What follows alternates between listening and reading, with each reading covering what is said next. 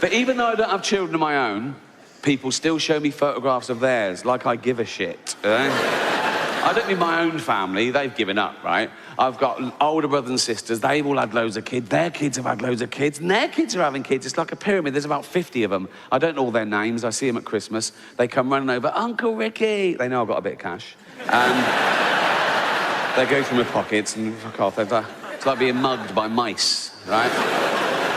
No, I don't mean now, I mean strangers, right? So I can be busy, I can be working, I can be on the set of a TV show or film or something. I can be stressed, I can be producing it or directing it. And you get someone who comes in for one day, like he's got one line or a stunt man. They come over, they introduce themselves, and I go, oh yeah, good to have you, I'll be with you in a minute. Then they hover, right? And they say, busy? I go, yeah, yes, yeah. I go, oh, you working the weekend? Not filming, but I'll be in the edit or something. So yeah, and they go, oh, taking my youngest to ballet lessons. Oh, great, great. Yeah, she's 8. No. I got a photograph of her here. I want to go, oh, you know what? Show me if she goes missing.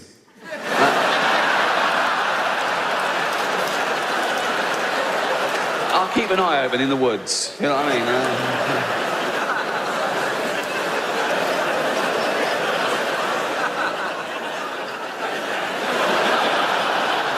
But you've got to go through the whole polite rigmarole. You've got to go, oh, she's beautiful. Yeah. It's got to be that long. Too short and it's awkward. They know. You go, yeah, right. Oh. Too long and it's like, oh.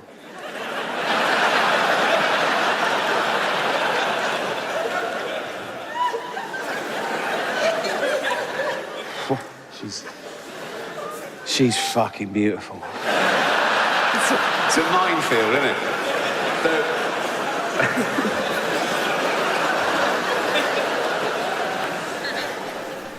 I'm not out of touch, but I am spoiled. And there's a difference. I'm not out of touch. I didn't have any money till I was 40. I got the same family and friends, same values. But I am spoiled because opportunity and privilege spoils you. And it doesn't take much, right? I'll give you an example. Right, first time I started making it in America, the next time we flew, we were met at the plane by a bloke in a suit and a thing, and he just walked us past the queue like that and straight out the other side, right? And the first time it happens, you're sort of horrified. You're going, oh my God, everyone's looking at me and pretending to be late. Oh God, a baseball cap. Oh God. Next time we flew, I went, where's that bloke who walks us through? I'm not fucking queuing, right? It's quick, right? And whenever I fly to the States, I've got a place there, but I'm always working, right? So someone else is paying, right? So I go first class, BA. Oh, it doesn't get any better. Even if I was paying my own way, I still go first class, but Jane would probably be in coach. Right? It's 10 grand a pop. She's, yeah, that new Planet of the Apes movies on, she'd love that. She'd be happy, right? But when someone else is paying, I say, Jane, get up here with me, right?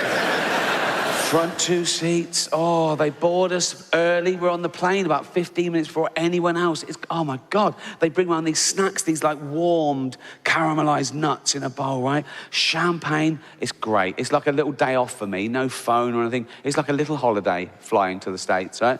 I could do without the safety video. That's always a bit of a downer, right? And totally pointless. If you go into the side of a mountain at 500 miles an hour, the brace position does fuck all. Imagine if that worked, right? You're going down, right? The flame smash, you go, I'll try it, right? You do that, ball of flames, you wake up, everyone's dead, except you go, fucking hell, that's amazing. That is...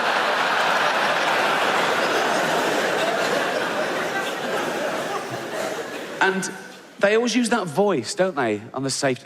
They always use that voice, that calming, hypnotic voice. Like, nothing bad will happen. They're saying horrendous things, but they're trying to make you think nothing bad will happen because I'm using this voice, so don't worry about it, right?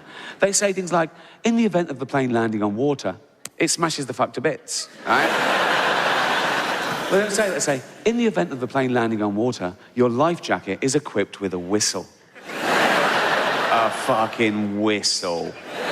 So the plane hits the water, smashes to bits. Everyone's dead except you by a miracle. You're bobbing around in the Atlantic Ocean. 4 degrees that water is, right? You've got about 15 minutes before hypothermia sets in, right? Or eaten by a shark, or you drown, and you're hoping they've dispatched air sea rescue, and you're going, oh my God, I'm bruised and broken, I'm gonna die, I don't wanna die, what happened there? I don't know what I'm doing. Hold on.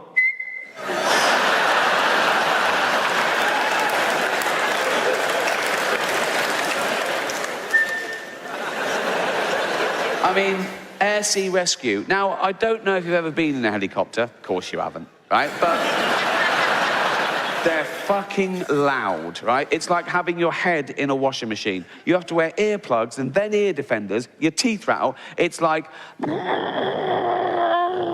that. So you're over the Atlantic Ocean at night, you go...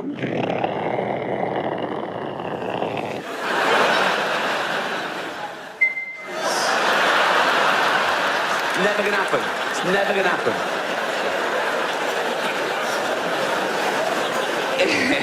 If you crash, you die, right? But apart from that, it's brilliant. Right, so I was flying Heathrow to JFK just before Christmas, right? Boarded us early on the plane today. She comes round, oh, champagne in a wine glass, like you like it, Miss Gervais. I go, thank you. She goes off, I go, excuse me, got any of them warm nuts? She went, oh, we're not handing out nuts on this flight. There's a lady getting on who's so allergic that even someone else eating nuts in the vicinity would cause her to have a fatal reaction. I went, oh my God. She went, yeah. I said, oh, of course, yeah. I was fuming. I mean, what's that got to do with me? Why can't I eat nuts just because fucking this woman will die, right? Nuts. I mean, how has she lived this long? If walking by a nut kills you, if being just near a nut, how has she never been near a nut before? And how has she lived long enough, having never been near a nut, how has she lived long enough to earn enough money to be near me on a plane, right? Honestly, it's... And if being near a nut kills you, do we really want that in the gene pool? I mean... I've never wanted nuts more. I felt that she was infringing on my human right to eat nuts, right? And this is how spoiled I am, okay? I actually had this thought. I thought, oh, no, I wish I'd bought my own nuts on, right? And I thought that for about a second. I thought, oh, no, that wouldn't work, because she'd get on, right? She'd start going, oh, blowing up like a frog, right? And die, right? And then someone would go, Ricky Gervais bought his own nuts on, right?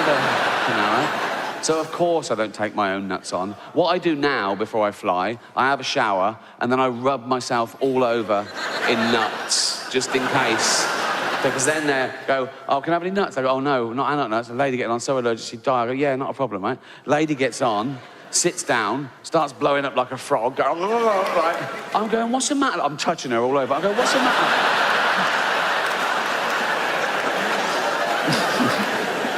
What's the matter, love? And she goes, oh, nuts, right? And dies, and I go, who's been eating nuts? I get off scot-free. So I got to America, I went on a chat show, right? The Tonight Show with Jimmy Fallon, right? And I told that story, the whole thing, right? And went well, audience laughed, great, went out, fine. Next day on Twitter, outrage. And by outrage, I literally mean one person going, how dare you, right?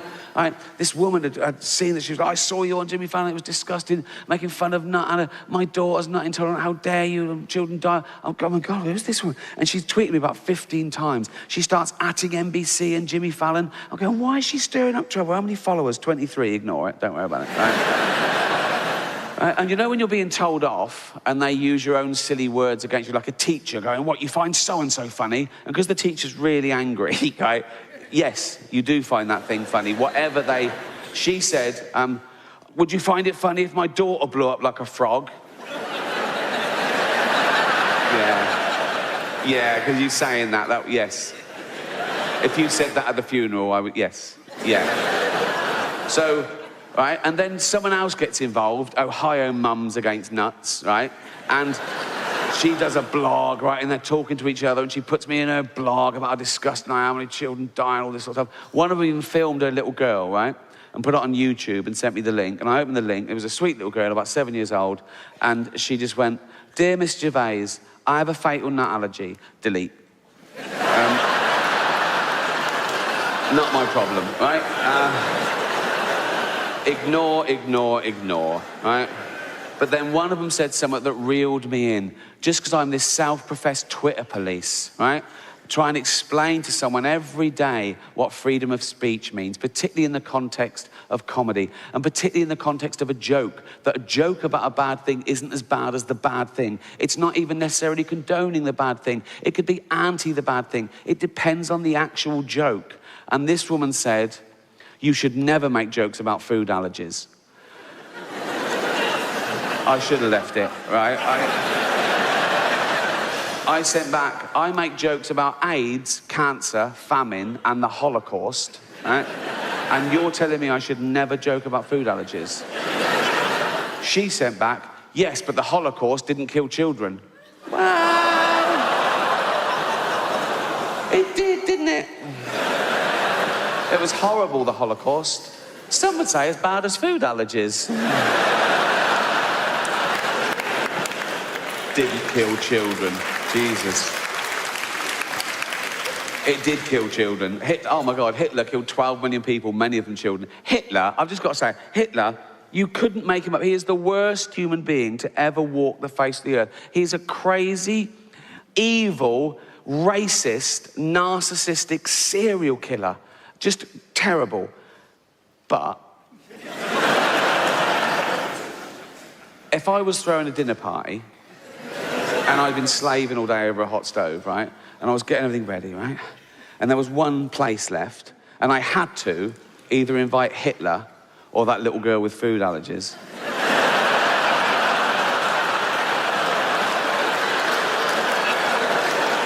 I know who'd ruin that party more. You know what I mean? Everyone's enjoying it. How is everything? He's going, yeah, it's yummy, right? And I'm going, he's loving it. I'm going, cheers. Oh, you fuck. How you doing, boy, about that, right? She's going, I can't eat that. Oh, fucking hell, I'll get you some. Who wants Ferrero Rocher? Me! Right? I can't eat them. Oh, fuck off home, right? But that's what the world's like. People see something they don't like and they expect it to stop, as opposed to deal with their own emotions. They expect everyone to care about their thing as much as they do, right? And it's why the world's getting worse. And the world is getting worse. Don't get me wrong, I think I've lived for the best 50 years of humanity. 1965 to 2015, the peak of civilization, for everything, for tolerances, for freedoms, for communication, for medicine. And now it's going the other way a little bit. The last couple of years, just a little blip maybe, right? And I'm not saying this just because I'm old, because that does happen. Old people say things like, oh, everything was better when I was a kid. Well, of course it was, you were a kid. Everything's better when you're a kid, right? Being old is the shit bit. Whatever's happening in the world, being old is the... I wake up these days and I go, oh, fuck, I didn't die. Right? Got to do it all again. I'm usually hungover, headache, liver pains. I can't walk for the first 5 minutes because I've got no joints in the knees, right? I'm getting fat again now, right? Now, I was thin till I was about 28, like proper skinny, like 9.5 stone, right? Then I got a job, right? And the next sort of 20 years were what I call my eating years, right? And I just got steadily fatter and fatter till I reached a peak of unwellness and blobbiness when I was about 48 years old. And it was one Christmas, I was at home, lying on the floor, right? And I was saying to Jane, I'm having a heart attack, right? And honestly, my heart rate was like 130. I felt nauseous. I was palpitations. I was sweating because I'd eaten 11 sausages. True story, right? I was like one of them snakes. You know when you see a big, like, python swallow a pig whole, and then it's just fucked. It's just like, it's for a week, it's like a duffel bag, just there. That was me, right? And obviously I wasn't having a heart attack, but it worried Jane. She said, you've got to start looking after yourself. I thought, yeah, you're right, 48. So I started working out, right? I started working out every single day. I didn't give anything up, right? I don't eat meat anymore, but I was having like 2,500 calories, 3,000 calories a day, including wine every night, right? But I burnt it off the next day. Just so I could do all that, I worked out for an hour and a half every day, running, weight training. I had more time on my hands than the average person. I had a gym built in my house. I had no excuse. And I lost about 20 pounds, and it was great. But now, I still eat and drink too much, right? But but I physically can't burn off the calories. I can't do enough because I'm so old and broken and tired.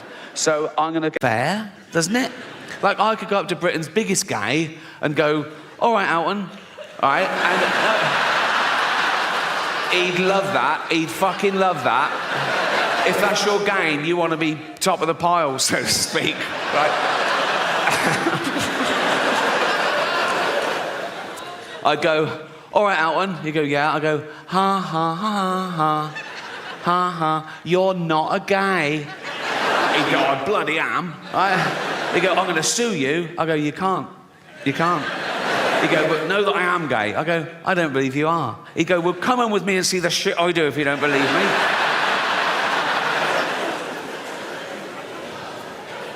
Of course, the word queer has changed. Again, traditionally, the word queer used to mean someone who was attracted to the same sex as themselves, a gay man. Right? Now, the word queer can mean a straight man who wants some attention. I'm all queer now. Are you? Yeah, I'm right queer now. I am. Are you? Yeah. What about your girlfriend? Yeah, she's queer and all. We're just two queers queering each other out.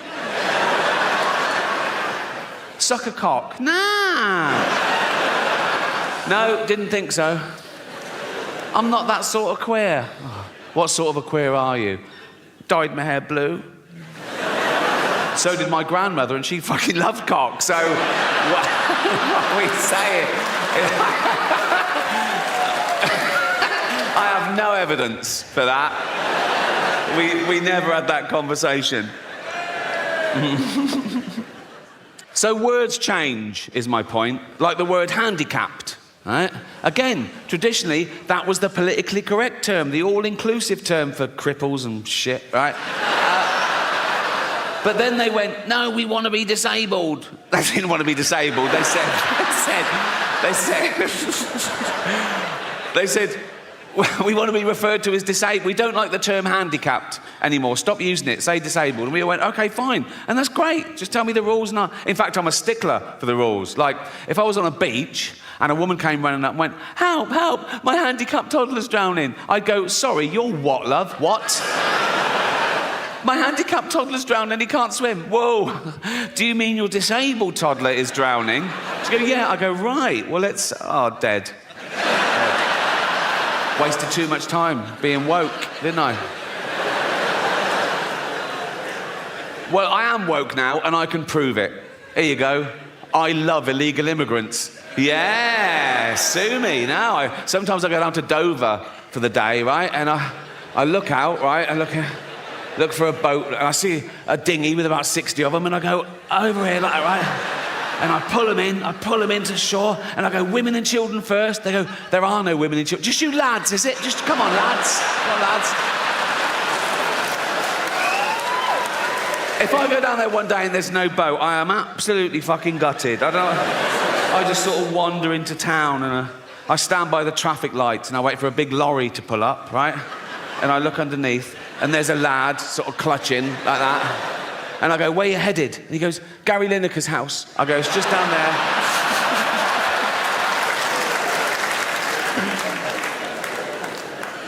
Yeah.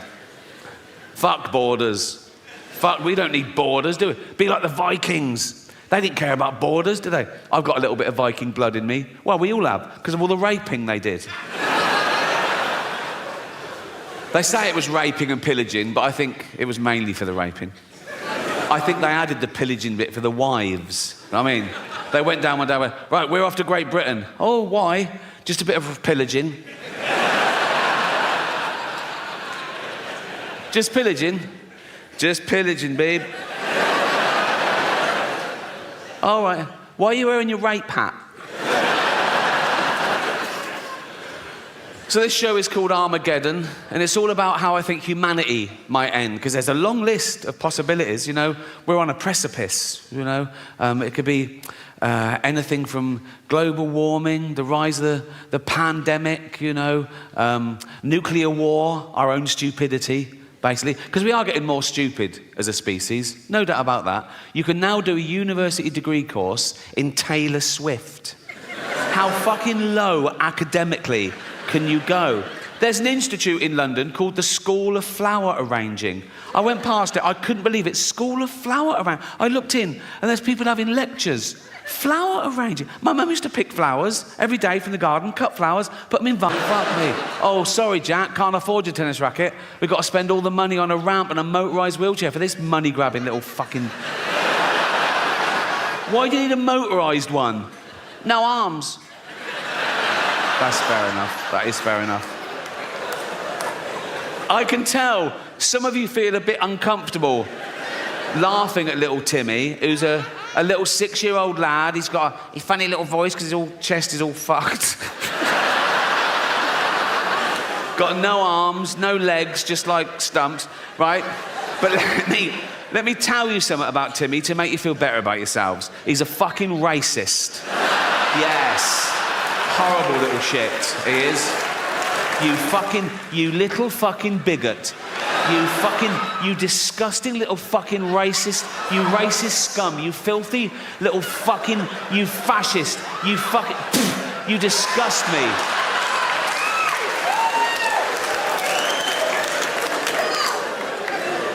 Homophobic? Yeah. He's like, they're not like us. Nothing's like you disgusting little fucking, you prejudiced little piece of, you ball of hate, you disgusting little fucking racist homophobe. I wish we'd had a scan. You absolute,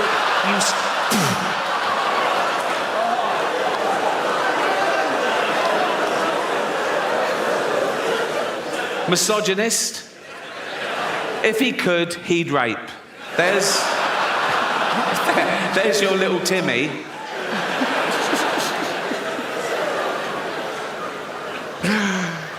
Some people don't think we evolved in the first place. Some people think that God made us all at once in one fell swoop and by himself. I think if he'd had a wife or a mate, there'd have been questions when he was working, wouldn't they? He'd be like, what are you doing? Creating man. Oh, what's it got? What do you mean, what's it got? Has it got, like, claws and fangs and shit? No, not really, no. Oh, has it got poison? No, no poison. Oh, has it got armour, like spikes and shit? No, no armour. How will it survive?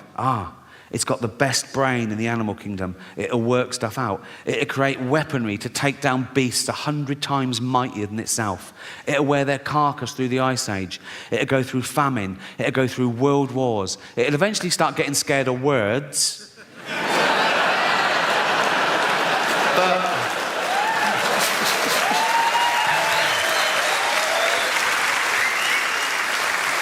for 10,000 generations, it'll be top dog. Oh. What are they?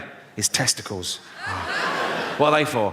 He keeps everything in there. His seed, his DNA. What's DNA? It's like a blueprint for life. It determines what you're like, what sex you are. How many sexes are there? 2.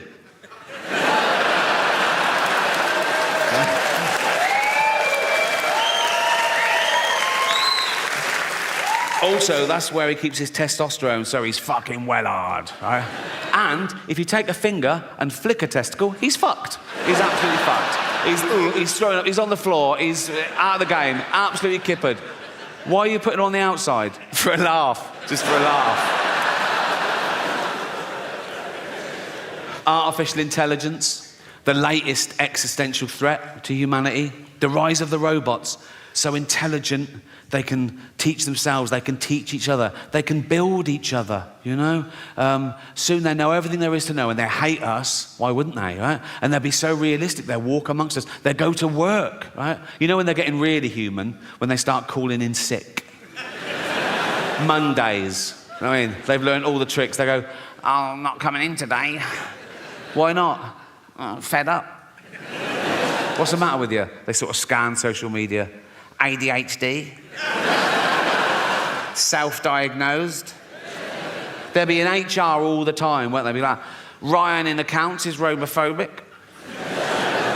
Why would he say?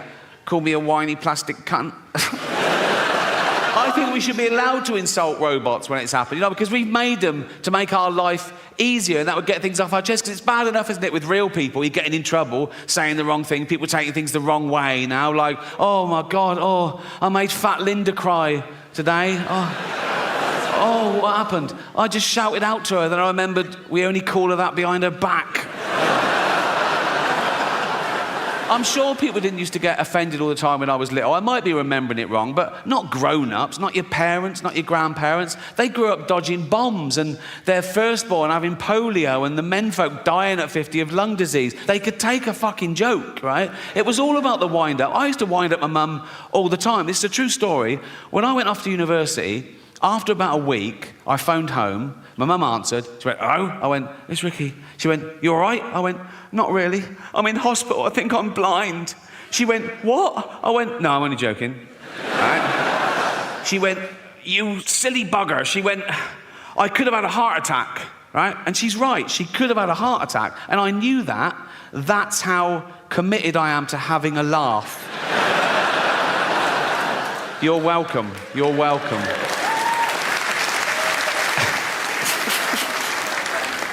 Space travel, the last-ditch attempt. When we fuck this planet completely, can we leave its dying husk and move to a new one and start again? I don't think so. Not in my lifetime. Probably not in yours. It's like the closest one, the only one viable, is Mars, and that's 9 months away on a rocket. Right? It's got no atmosphere, an average temperature of minus 70 degrees. How's this for irony? Scientists are working out whether they can detonate nuclear warheads in the crust to release the frozen water to cause an atmosphere and get a little bit of global warming going. I mean, I don't know. It's only billionaires have got enough money to waste on exploration. There's nothing out there, It's like, now you can do space tourism. Have you heard of that? You can pay $150,000. They shoot you into space for an hour, and you float around going, "I'm in space." I mean, we're already in space. Earth is right in the fucking middle of space, right? My last show, Supernature, dropped on Netflix last year. Big backlash, wasn't there? Big backlash. People going, "You can't say that." You can. You can. I did.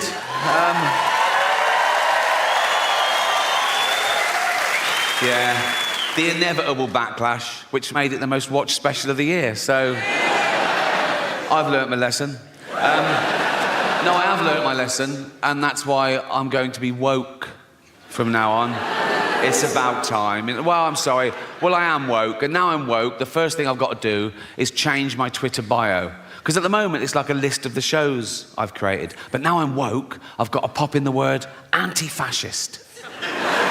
So people know I'm not a fascist, because that is a big problem at the moment.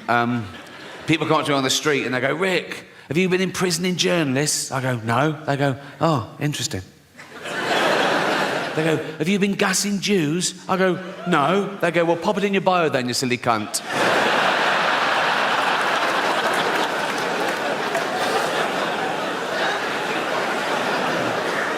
So yeah, I'm not a fascist. It's an odd thing to just declare, isn't it, that you're not a fascist? We assume, don't we? You wouldn't go up to someone on the street and do that, would you? And go to, "Oh, by the way, I'm not a fascist." It's like they protest too much. It's like going into a school and going, "I'm not a pedo, so just forget I even mentioned it." So these kids are safe running around me. They can run around naked for all I care. I'm not a pedo, so... Of course, the word fascist has changed. Traditionally, the word fascist meant a member of a far-right authoritarian regime that uses militarism and violence to suppress individual rights. Now, the word fascist can mean liked a Joe Rogan tweet. So, words change, yeah? And that's part of the reason I'm going to become woke, is words change, and I don't want to be left behind, I don't want to end up like my granddad in the 70s. Oh, he was all like, "Coloureds this and queers that." Oh. Although the word queer is all right again now. So if you wait long enough, it just goes full circle. Just be patient is my... So yeah, you can use the word queer. Now, you still can't use it as a noun, only as an adjective. You can't go up to someone and go, "You're a queer," but you can go, "Hear about Darren? He's queer now." If Darren is definitely bent. You can't go around just slagging off Darren willy-nilly. Do you know what I mean?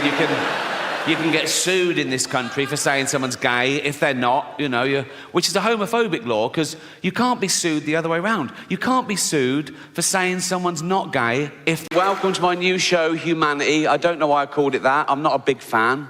I prefer dogs, obviously. Dogs are better people than people, aren't they? They're amazing dogs. They're our best friends, they guard us, they guide us. There's medical detection dogs that can smell if you've got, like, AIDS. I'm not a doctor, but their noses are, like, 1,000 times more sensitive than ours. So they sort of go, "Poor, you're well HIV, fuck," you know. And you go, "You can smell AIDS on someone?" "Yeah, yeah." "Then why didn't you smell it on the bloke I brought home last night then, you fucking idiot?" They did the first 3 billion years by themselves, evolution and all that. And then we got involved and we did a bit of selective breeding, you know, getting them how we wanted them to do jobs for us, you know, a bit more of that, a bit stronger, faster, whatever. And they're great at the jobs they're bred to do, and they love the job they're bred to do because they're genetically hardwired to love that behaviour anyway. Although the Rhodesian Ridgeback was bred to hunt lions, and I can't help but think that was a little bit of a shock to it when it found out. So we did all the breeding, all the different pedigrees, all thousands, all the miles around, a big passing out parade. There's a bloke in a square with a white coat and a clipboard, and he goes, "Right, dogs." And they all go, What? Who wants to know what jobs they've got? We all do. Right. Okay, Labradors. "Yeah." "Do you like carefully bringing back dead ducks?" "Yeah." "That's your job. Amazing. That is amazing. That is my favourite job. That is my favourite job." Jack Russells. "Yeah." "Do you like shooting down rabbit holes after..." "Yeah." "That's your job. Fucking hell, best day ever. Best day ever." Miniature poodles. "Yeah." "Do you like being carried around by elderly homosexuals?"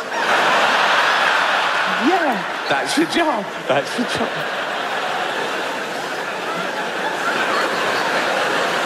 Ridgebacks. "Yo. You're hunting lions." "What?" "You're hunting lions." "Fuck off." "Yeah, you are." "No, we're not." "Lions? We get fucking mashed. Why can't the Rottweilers hunt lions?" "They're shaking babies." "Good boy. Good boy, you shake that baby if you want. Good boy." Cheers. So yeah, this is my first new stand-up show for 7 years, if you don't count the Golden Globes. Which you shouldn't. The Golden Globes, very different. Oh God, different vibe. 200 million people watching around the world, and it's live, you know, big thrill. But with that many people watching, there comes a bit of stick. Everyone's different. Everyone's a blogger. Everyone goes, "I was offended." Oh. "Why?" "He said an horrible thing." "We said loads of horrible things." "Yeah, but that was a thing that I care about." And that's the thing about offence, isn't it? It's about feelings, and feelings are personal. I don't care about the so-called backlash, you know, comedian in hot water. Ooh, you know. But my girlfriend Jane, she does worry a bit, and she reads things. "Oh, why are they? What have you said?" Why? I go, "Don't worry about it. They're not coming to the house. Fuck them." So I wind her up. I pretend I'm going to say much worse things than I ever would. You know, think of that. I have to make up worse jokes than I actually just to scare my girlfriend. So when I'm doing the Golden Globes, we go out about a week before. It's in LA. We fly out, right? And I'm writing jokes as the ceremony approaches. And, you know, they release sort of more presenters. And I take my pick. I go, "Oh, yeah, I've got a good intro for them. Yeah, I'll do. Yeah. Mel Gibson. Yeah, I'll introduce him. Yes." And about 3 days before this last one, right, just to wind Jane up, I said, "Oh, I've got a good intro." She went, "What?" I said, Bill Cosby would make our next presenter sleep on the couch." Please welcome Helen Mirren. I didn't do it. I didn't do it. She went, you're not going to do it. I said, no, I'm not going to do that. Next day, I got her again. I said, is this too much then? I said, not even Bill Cosby carries enough tranquilizer to bring down this next magnificent beast. Please welcome Melissa McCarthy. I didn't do it. I'd never tell a joke like that. It's horrible. I was just doing it to annoy Jane. I'd never even think of that. So don't... Even on the day, on the way to the red carpet, we're in the limo, just to wind her up, I said, oh, I'm going to start off with a funny little one-liner, just an old-fashioned joke. She went, oh, what? I said, what did the deaf, dumb and blind orphan get for Christmas? And Jane went, I don't know. I said, cancer.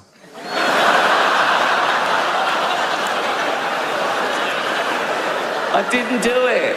So you're getting offended at a joke that doesn't exist. So I'd never say that in public. So to anyone who mattered. Anyway, so don't... As it was, I didn't have to worry about offending anyone because it just happens, so... And the big controversy last time I did it was a Caitlyn Jenner joke, right? Oh, outrage on Twitter the next day. And by outrage, I mean a couple of people going, it was transphobic. It wasn't transphobic in the slightest. It was a joke about a trans person, but the joke had nothing to do with that aspect of her existence. And that's the other thing about offence. People get offended when they mistake the subject of a joke with the actual target, and they're not necessarily the same. I'll tell you the joke. You make your own minds up. Right.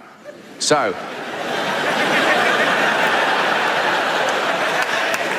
It's live, so they go, and now your host for the 68th Annual Golden Globe Awards, please welcome Ricky Gervais. They go, and they're all clapping, all the actors are looking up, smiling at me nervously. It's brilliant, right?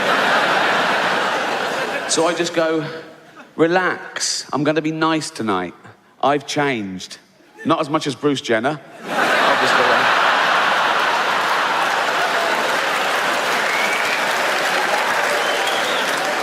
And I go, now Caitlyn Jenner, of course, and what a year she's had, became a role model for trans people everywhere, bravely breaking down barriers and destroying stereotypes.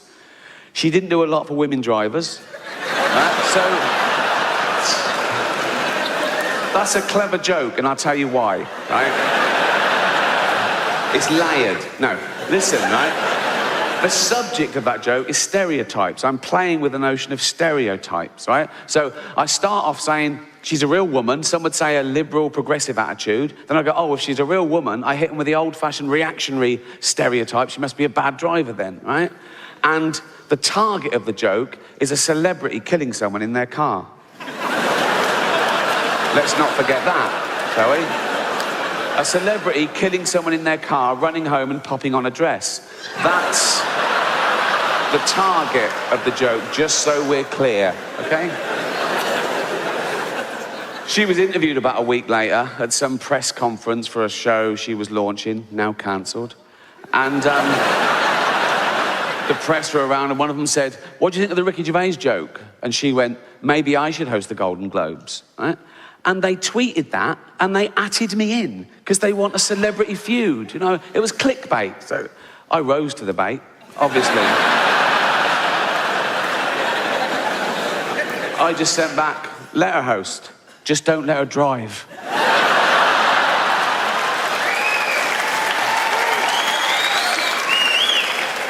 Another website that was in the room, Entertainment Weekly, they tweeted a different headline, and they atted me in as well. And their headline was, Caitlyn finally breaks silence over Ricky Gervais. I just sent back, at last. She always breaks too late. Bring it on. Bring it on. But I'm a considered comedian. I like my jokes to be accurate and my targets to be fair. So I was engaging these people. I was saying, why is it transphobic? And they were saying, it's about a trans person. I said, well, that's ridiculous. That's like saying a joke about Bill Cosby is automatically racist. It depends on the joke. But I was talking to them, I'm willing to learn, and I found out my crime was that I dead named her. Now, I'd never heard that term, you know, before a day after the Golden Globes, and that was saying her old name, and even acknowledging that she used to be a man. But she did.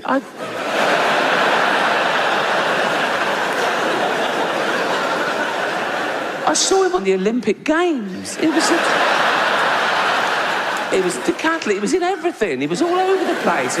Shot put and pole vault. He won a medal. He was famous. He was on telly all the time. But, you know, a big, famous man with a huge, I don't know, but I mean, I'm guessing he probably, he's a big, but I've learned my lesson. Now, I'd never dead name her now. Now I know it's wrong. I'd never dead name her now.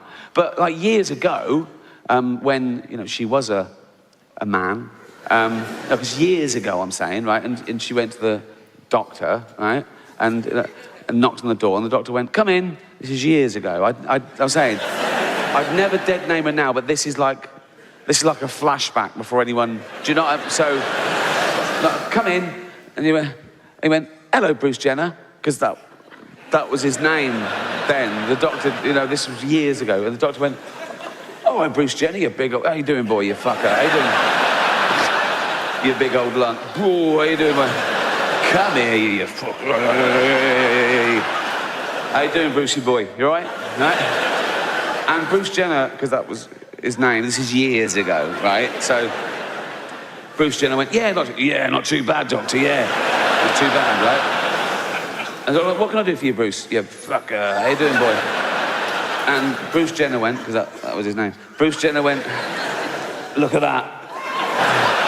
And they went, oh, come on, Bruce Jenner, you know the rules. He uses his whole name every time for some reason, I don't know why.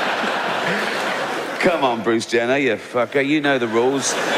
You can't bring your big old pole vaulting pole in here, mate, you know. And Bruce Jenner went, no, that's not my pole vaulting pole, that's my enormous penis. And I thought, oh, right, yeah, seeing as it is your penis, you can bring it in here. But you should have left your shot puts outside. And Bruce Jenner went, that was his name for 58 years, I think.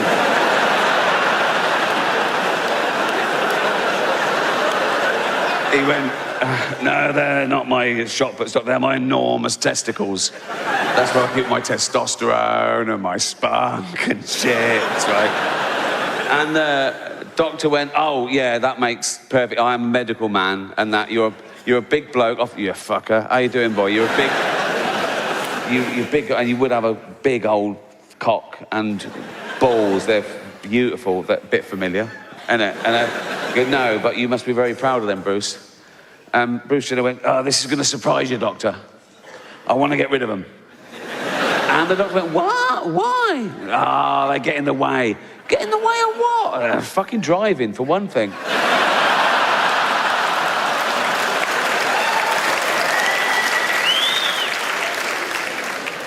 So I'm engaging these people, and I'm saying, but I had to say her old name because that gets me into the joke. I say, I've changed, not as much as Bruce Jenner, and then I do the actual joke. And I went, no, this is my second crime. I say, she hasn't changed, right? She's always been a woman because she's always identified as a woman, and that means she's a woman.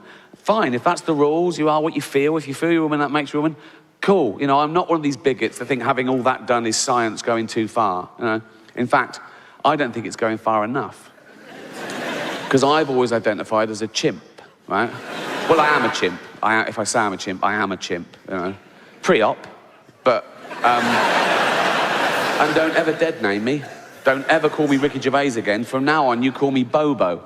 So, I'm going to have species realignment. I'm halfway there, to be honest. I'm sort of short with short legs and long arms. I sort of stoop like that. My back's getting hairier by the day. I've got fangs. I love nuts. Oh, I love nuts. And once, I was at the zoo, and I could tell people were looking at me, so I just started masturbating.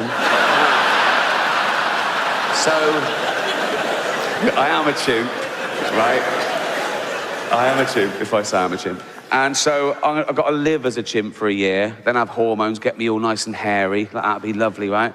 I'm going to stay a male chimp, so I can keep all that, right? A male, heterosexual chimp, keep the same girlfriend. Jane will be happy. She loves me. She loves chimps, so, you know. And I reckon that's got to be easier for a man to turn into a chimp. We're so close. Than for a man to turn into a woman in many ways. You know what I mean? A bit of hair and a top lip like that, as opposed to your cock and balls ripped off and a hole gouged out into... No, I'm not a doctor, but that is the gist of it. I know which one I'd rather I've done. And I'm not saying I think chimps are better than women. No way. Right? Any ladies here, right? I can't see you, but to me, every single one of you is equal to a chimp. So I'm gonna have all that done. So heavy that, right? I'll do all that. I'll do all the. I'll retain the ability to speak English, like in emergencies. If I'm talking to Jane, I'm going, she's going, what is it? He goes, yeah. You go, you know you can say retard. Why? Think, you thick cunt. Just think.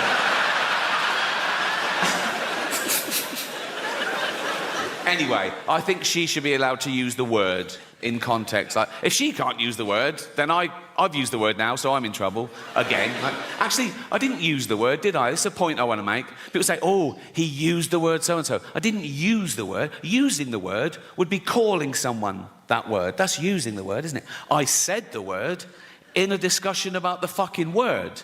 That should be allowed, shouldn't it, amongst adults? And if there's one thing we should all agree on, whatever side of the political fence you're on, we should all agree that free speech is still a really good thing.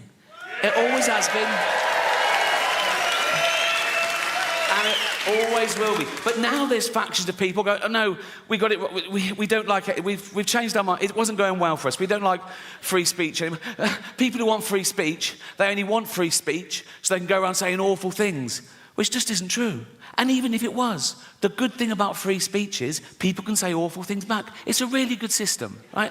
And you can't say anything under the laws of free speech. That's a total misconception. There are loads of caveats to free speech, all of which I agree with, actually. You can't incite violence. Good rule. You can't slander people. Good rule. You can't libel people, you know?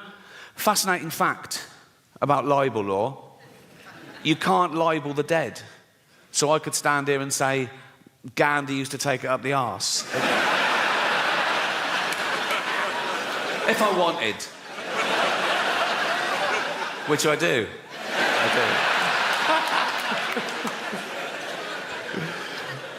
But free speech is the most important human right there is. It's the right from which all other rights come. Without free speech, you couldn't have human rights, you know, and we've got free speech, in theory, in this country, for a little while longer. We can criticise the government, we can criticise the police, but we should give props to a country that allows us to do that, because we're the envy of some countries. In some countries, you criticise the police, you get beaten up, or worse. You criticise the government, you can be thrown in jail for life, you know. So they flee their oppression, quite rightly. You know, so would you. They flee their oppression, and they come here, they go, we want to come to England. We go, why? They go, free speech. We go, come on in, welcome. What are you going to do now? We're going to go on a march. What are you going to say? How shit England is. Cheers. Thank you. Thank you. That is their right.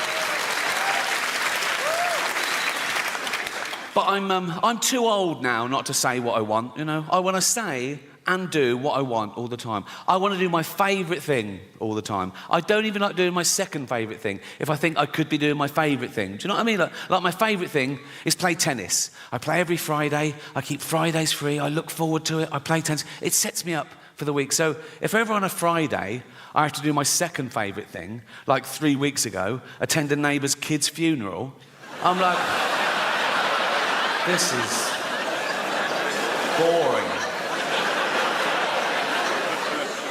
But we all want respect, right? In society. We can't help that. That's in our evolution. That's groups elected from when gossip used to control the tribes, right? And there's still two ways you can raise your status in society. One, be competent at something. Like, oh, he's a good hunter, go with him. He's good for the tribe. The other way you can raise your status is have virtue. Like, oh, he's not a great hunter, but he's wise or kind or whatever, you know. And then, with the advent of social media, people suddenly discovered they could just say they were virtuous. No evidence, no proof, just loads of flags in their bio, right? And they would raise their status by bringing other people down, catching other people out. Oh, look what he said. Oh, he's not as virtuous. Look how good I am. Look how bad. And that's where the term virtue signalling comes from, right? And I hate it when they bring their kids into it. You can believe what you want, have opinions what you want, vote how you want, but go on a march, great. But when I see a 5-year-old holding a placard, he doesn't know what that says. That's the adult, you know. Like I saw someone tweet this once. Someone tweeted, My 4-year-old just looked up at me and said, "Mummy, why does Rishi Sunak hate poor people?" Never fucking happened, right? But the most annoying thing about virtual signalling is it's people being smug about having the morality of the age. You're what you're like because of where you are and when you are. Like, it's not brave of me to be an atheist in this country, in this year. It would have been brave 200 years ago, or mental, right? And it would be brave in some other countries, or mental, right? But people say things like, "Oh, I'm anti-racist." Yeah, well done. We all are. We know that's the way to be now, but it wouldn't have always been. Well, if you'd have been born in a different place or time, maybe you wouldn't. They go, no, I'd been anti-racist whenever I was born. Well, people say things like, they go, "Oh yeah, I'd have definitely hidden Anne Frank." Would you? Would you? Anne Frank comes to your door in the war, right? You open it, right? There's Nazis everywhere, right? She goes, "Can I hide in here?" You go, what up? Just face palmed Anne Frank, like that. Whoa, wait. What happens if they find you? They murder me and you. Go next door. They've got a lovely big attic, they've got a typewriter, you're gonna... But I'm anti-racist, of course I am. If I followed one of you home tonight and I shouted through your letterbox, "Sucking fucking Hitler's cock in hell," you'd call the police. But you've paid to hear me say this. Shit. Fuck you now. Oh.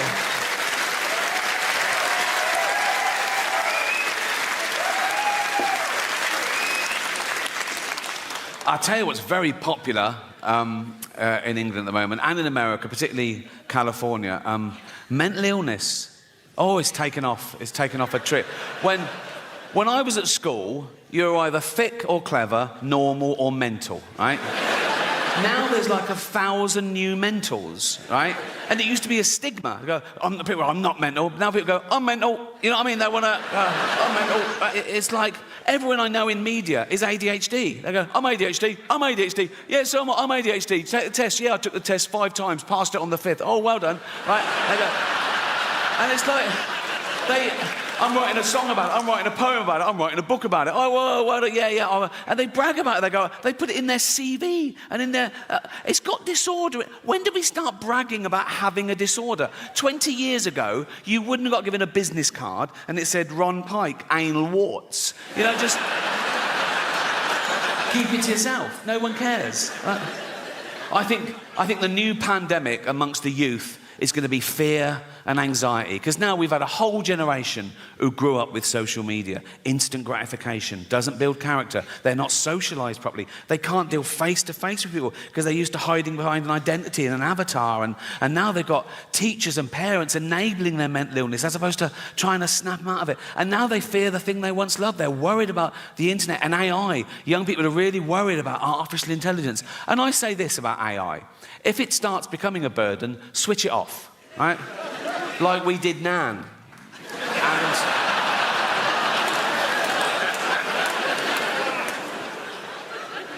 another big fear amongst the youth is climate change. They're really worried about global warming. And I looked into it, and if the polar ice caps completely melt, the sea level will go up about 60 metres around the world. So all coastal areas will be affected a bit. But the real devastation, the real loss of life, will be in places like China and India.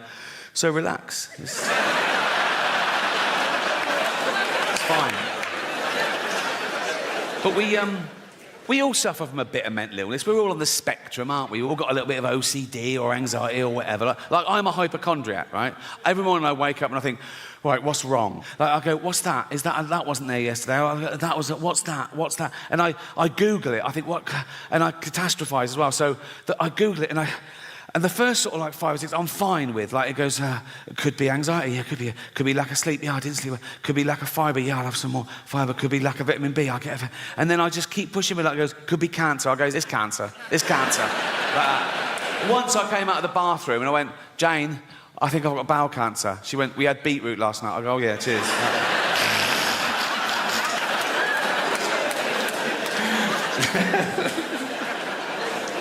I want to end with a couple of true stories, if I may.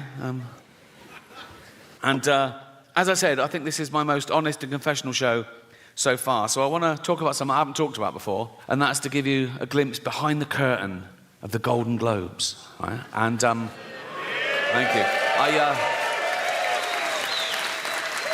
I last hosted the Golden Globes in 2020. It was the 5th time over a 10-year period, and I liked them more and more, and the last one was my favourite, because the world changed in that 10 years. You know, like the first time I hosted them in like 2010, the press of America, they hated me. Right? Who is this annoying Brit insulting the most important people on the planet? By the last time I hosted, they were like, yeah, go on, fuck them. Fuck them, right? Because ordinary people had got sick and tired of being lectured by these multi-millionaire, nothing wrong with that, these liberal elite entertainers telling them how to vote and how to recycle, when everyone knew they were getting free jet rides to Pedo Island. So it really hit the zeitgeist. But it was always the same deal. Whenever they said, do you want to host? I said, yeah, I'll host. I said, but I'm going to write all my own jokes, which is unheard of, apparently. I said, I'm going to write all my own jokes, and I'm not going to rehearse, so you can't hear the jokes beforehand, and you can't cancel any. And they let me do that. I did have to show a lawyer the jokes about an hour before to make sure I hadn't broken any laws, and I never had, because I know the law. Sometimes the lawyer would go, are you sure you want to say that? Right? And I go, is it legal? They go, yep, technically. I go, let's do it. Right? I've never had a joke stopped by the Golden Globes. That says something about them, to be fair, right? So, anyway, thank you. This last time, they said, oh, you've got to see the lawyer the day before now. I went, OK, great. So I was driven to the Beverly Hills Centre, and they're all setting up, right? And the photos of the A-listers are all in their chairs. I go, oh, there's Brad, there's Leo, there's Bob, oh, this one. And this big guard showed me to this room, and he opened the door, and he shut it behind me. And I looked, and there were suddenly 10 lawyers in suits. It was usually like this middle-aged woman in a jumper, right? And I thought, what the fuck's happened? I think, oh, is it because it's my last time and they're just making sure I don't say anything?